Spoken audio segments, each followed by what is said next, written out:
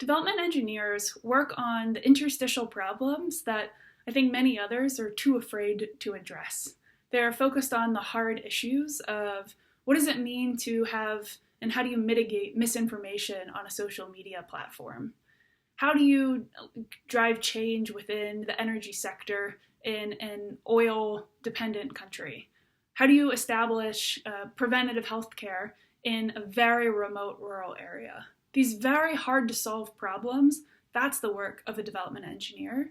And I see development engineers stepping into those roles and tolerating the ambiguity that's associated with those problem spaces. I think in the future, we're going to see more and more of problems that we don't already know how to solve. The COVID-19 pandemic is a great example. Very few people have PhDs in how to address a global modern day pandemic. Very few, if any. And we saw that there was a ton of question marks in people's heads of what do I do? How do I move forward? What does these future systems look like? What is education in a world where you can't meet in person?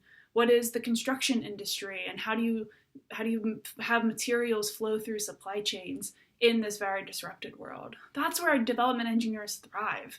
They're able to step into complex problem spaces, break them down into strategic opportunities, imagine new solutions, and test and see how do those play out before learning and iterating on what it is that they're building.